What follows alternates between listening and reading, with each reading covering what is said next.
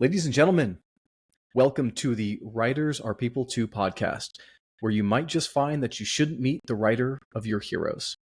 And tonight we have with us Eric Reitan. So, Eric, go ahead and tell me a little bit about yourself, please. Well, I'm a philosophy professor by day at Oklahoma State University, but I have been writing fiction for pretty much all my life. I remember in elementary school sometime starting a novel that I called The Jewel of Slolum. It was a big fantasy novel with a gnome as the hero, and I abandoned it when the gnome came out as a pacifist, and I didn't know how to move forward in some heroic fantasy adventure with a pacifist main character. Not sure quite how that happened, but I guess it speaks to my style of writing. I'm what's called a pantser. I write by the seat of my pants, and then see what emerges. But I've been writing since I was a kid. I've been publishing short stories for the last 30 years, but the novel that just came out, So Eden Sank, is my debut novel. I have nonfiction books in philosophy, but this is my first big. Awesome. Well, if we have a philosophy professor on here, don't talk too many circles around me. Let's just keep it nice and simple for my simple mind. But hopefully I do have some thought-provoking questions at least. But before we get into those, you mentioned that your writing style is pantsing. So for those of you that don't know, that's just flying by the seat of your pants, just kind of seeing what happens. I also fall into that category. But tell me a little bit about some of your writing habits then. Well, yeah, so I am a pantser, but that doesn't mean that I don't plot. But typically I plot when I'm on walks, when I'm reflecting on what I have written so far and what should come next. So there is a little bit of plotting, might say piecemeal plotting, that is part of my process. Another element of my process is when I'm writing, I typically start a writing session with light editing of what I've done before. And that gets me into the narrative and reminds me of why I'm excited about this story, and that helps me to sort of move forward in the writing. So that's one of the things that I do. I typically write, most of the time I'm typically writing something every day, but it's not always fiction. Like right now I'm working on a philosophy book, and so I'm writing, and I'm on sabbatical for that, so I'm writing hours every day on the philosophy book. But I'm always writing something. I'm always, and I think there's some value in consistency in writing. Even if it's not always, fiction or one kind of writing or another.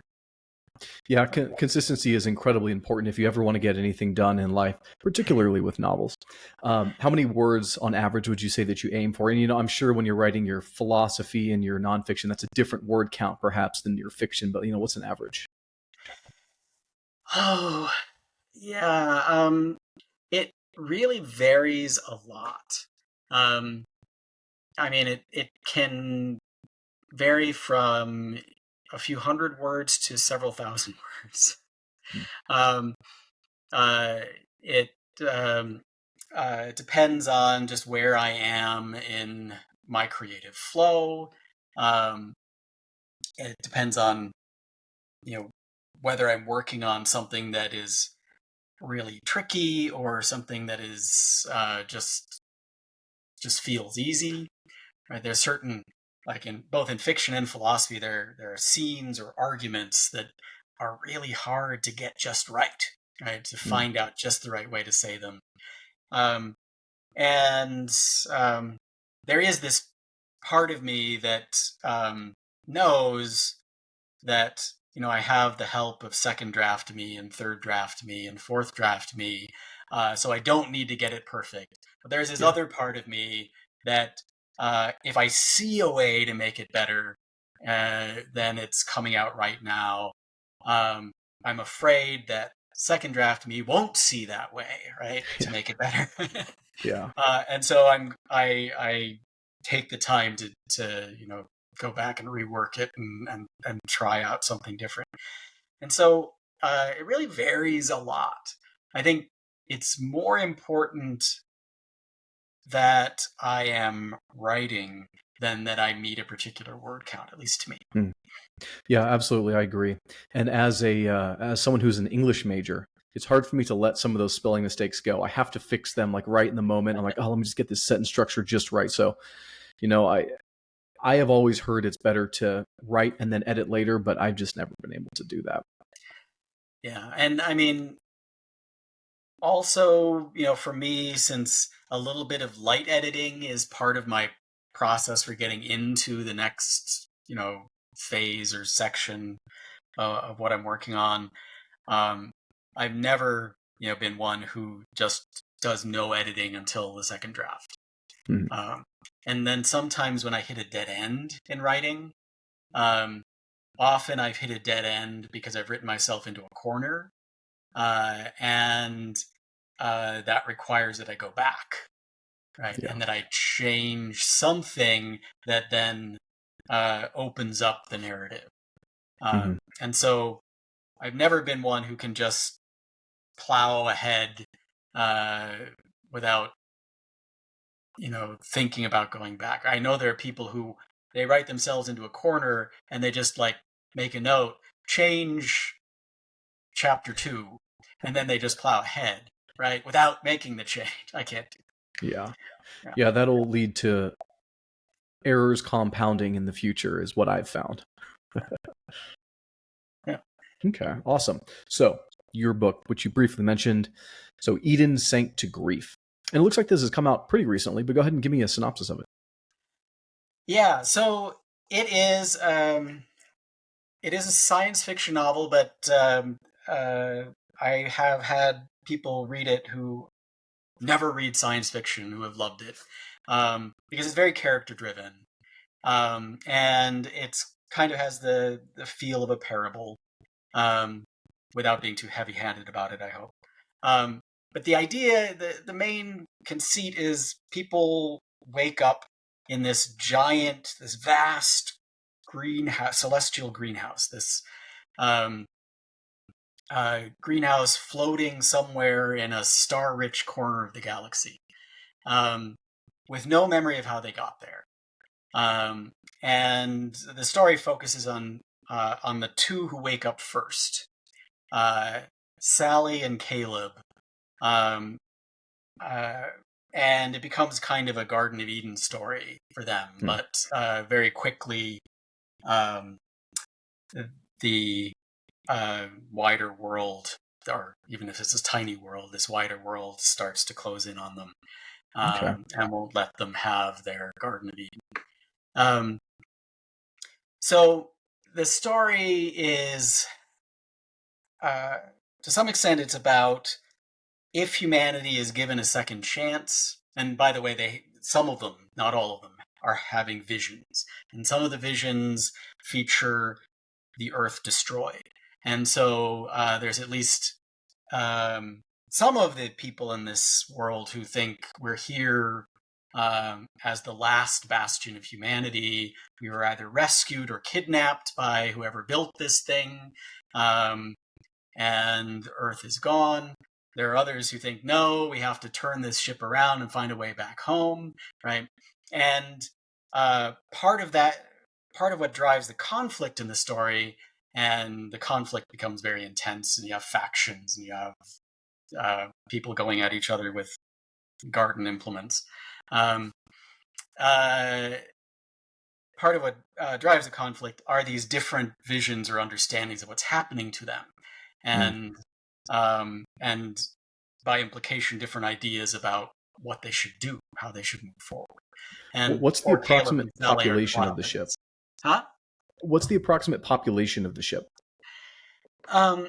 It is not hundreds, but dozens. So this precise number is never made perfectly clear. My conception is about 70 people.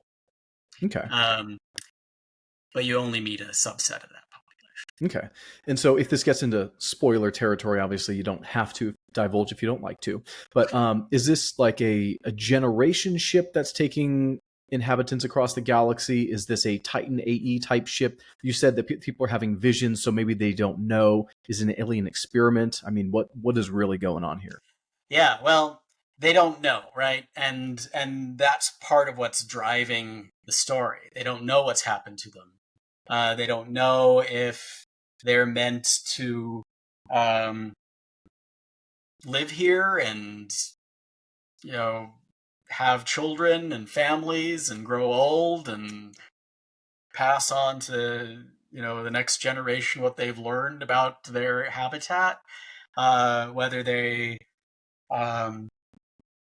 will meet the alien creators. They assume their creators are alien.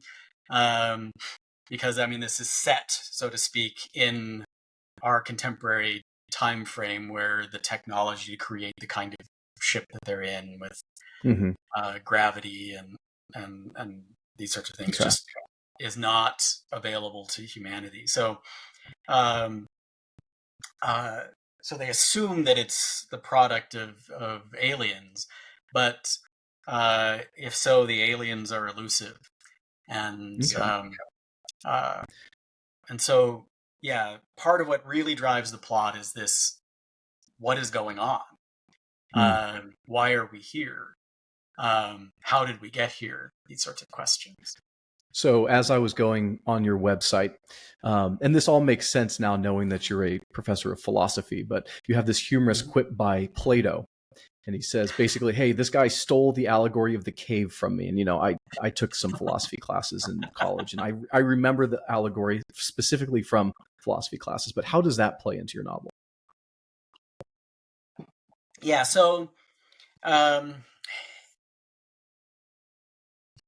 treads a little bit into spoiler territory, but if this is a Garden of Eden story, there has to be forbidden fruit. And the forbidden fruit is a passageway in the underworld. That basically there's an underbelly to this greenhouse. You go down and it's a dark place of caves and phosphorescent fungi and things. But there's a passageway there that is forbidden. And they know it's forbidden because when they try to approach it, they get these powerful visions of just everything that says no. Right. And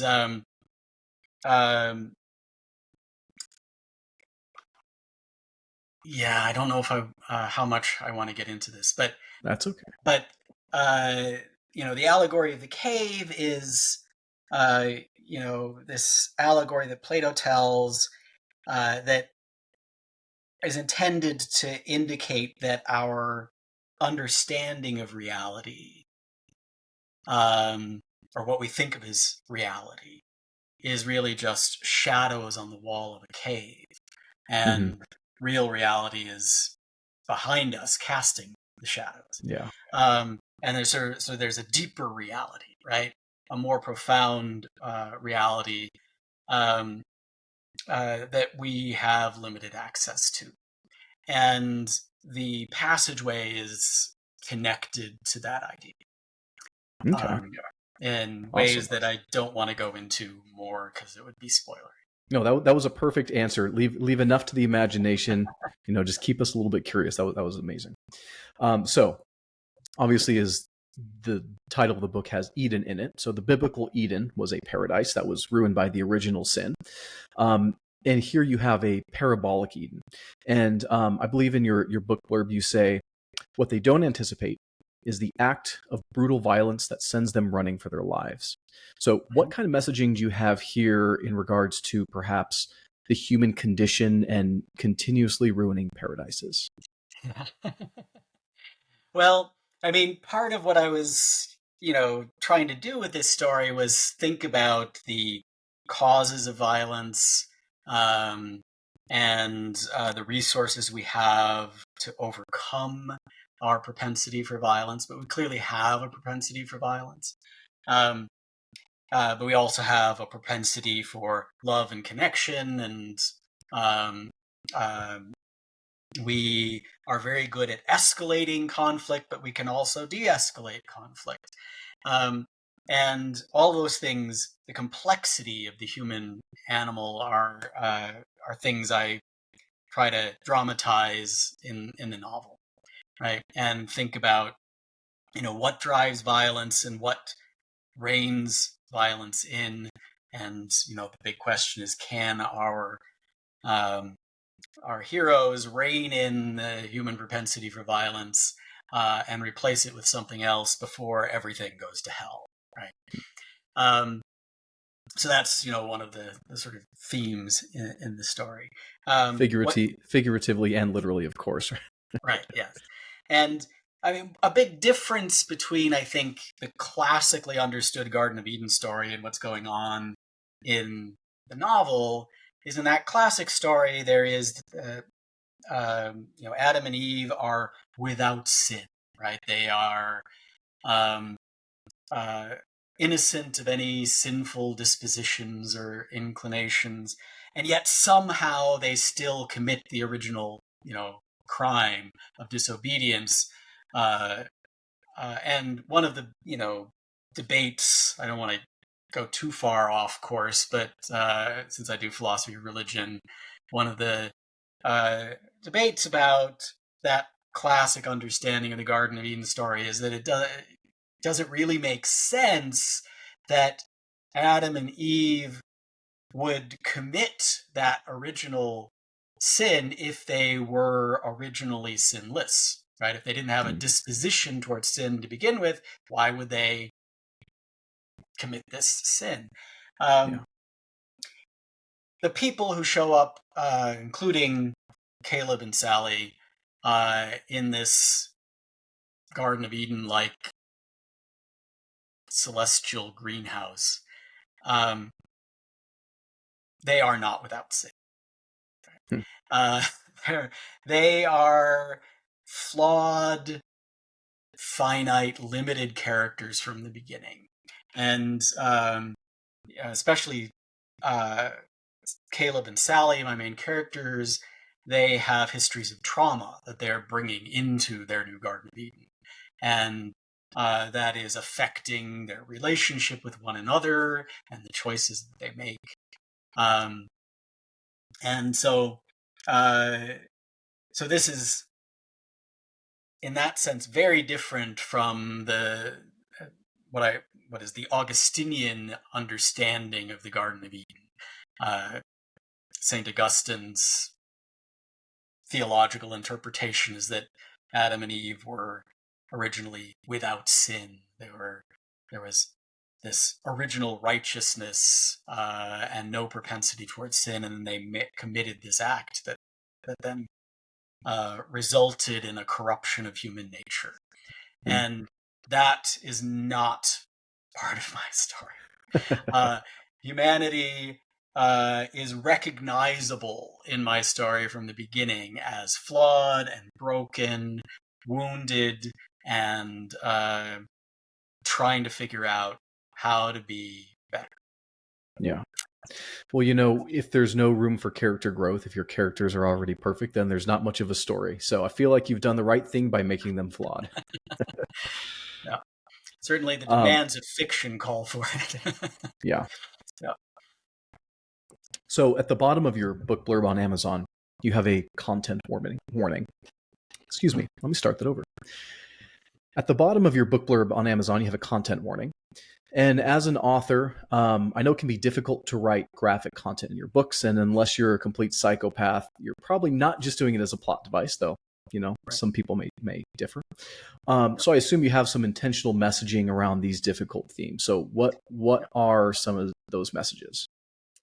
Well, so as I was, this novel started out as actually a parable on my Philosophy of Religion blog, and the parable was people woke up on a spaceship. It was more like a Star Trek spaceship.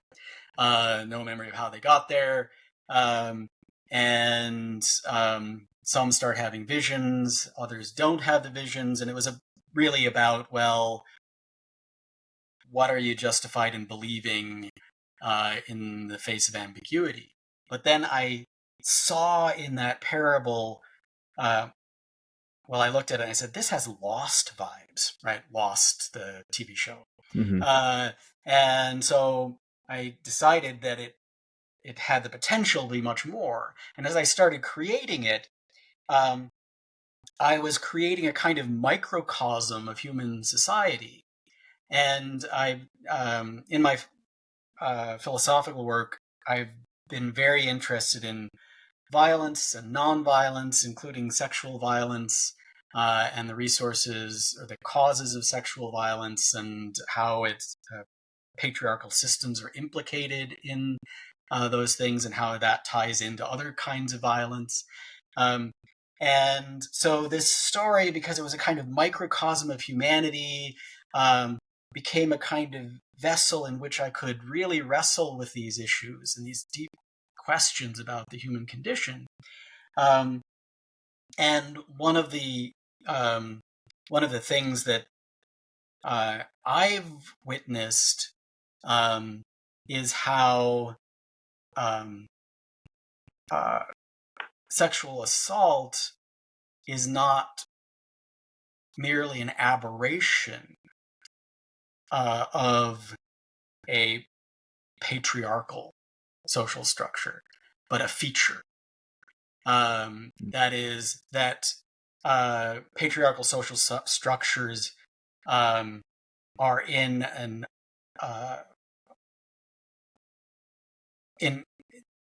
the threat of rape is used by patriarchal social structures to maintain male control. And as I was writing, that theme began to bubble up. That idea began to bubble up in the story. One of the big differences between fiction and philosophy is that in fiction, you don't want to give answers, but you want the story to illuminate the questions. So I made some choices about the characters in the story that would illuminate some of these questions about the relationship between patriarchal control and rape culture. And so I had a character who was very patriarchal and a sexual predator who kind of functioned as his lackey. And so one of the main characters gets targeted by the sexual predator.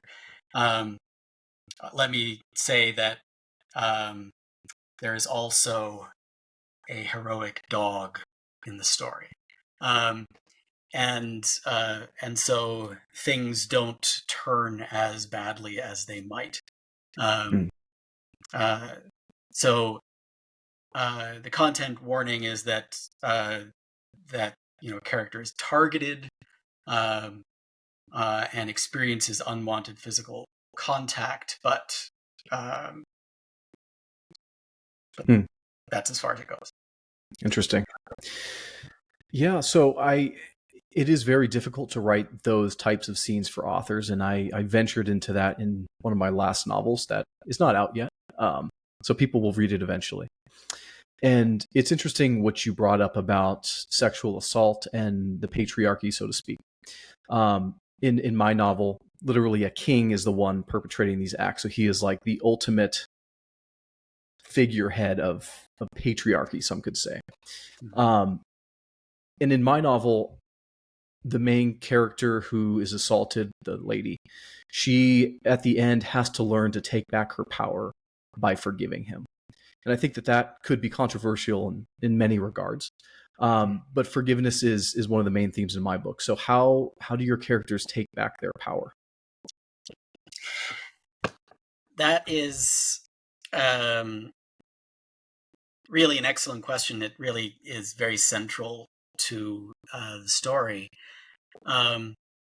because, and again, we're heading into spoiler territory, but Sally sees one way of reclaiming her power, and that's a kind of easy way, which involves basically tapping into power that the aliens make available to her, which is almost like supernatural, magic to just like blast your enemies, right? Mm-hmm. But that is an elusive. Well, I mean, that is not the word I was looking for. That kind of power, while really tempting, is not the kind of power that's going to fix the world, right? Yeah. And so she has, as part of her journey, to figure out a different path, right? And there's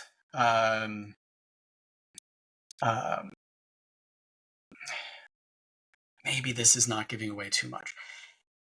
Her mother, back when she was a child, Sally's mother, saved Sally's life by killing this attacker with a feat of superhuman strength, lifting up this safe and bringing it down on the attacker's head. And it was like just unbelievable. But what would be even more unbelievable and even more superhuman feat would be if you are bringing a safe down on someone and for the sake of the people you love, stop it before it crashes down. That would take even more strength, right? And that becomes a kind of metaphor in the story. And is very central to Sally's story arc. But I can't flesh it out more than I already have without. That's fine. This theme I keep seeing pop up in our conversation would be the abuse of power and controlling it. So perhaps the secret to overcoming our human condition is controlling our desires, is what I'm hearing. Maybe. But again, when I'm writing fiction, I'm posing questions and illuminating, shedding light on the questions with narrative events, so I don't need to answer them. When I'm wearing my philosopher hat, I have to try to make an argument in support of one answer and consider the merits of that answer against alternative answers and consider objections. Don't have to do that when I'm writing fiction. There's all sorts of other hard things I need to do, but not that. So I'm going to say that's one possible answer you can take. But I certainly do think that there's different kinds of power. There's coercive power, where in effect you try to make the world conform to your will, and so you make it as small as you are, right? You try to make the world as small as you are. And then there's another kind of power where you make yourself as big as the world by connecting to it more richly. Wearing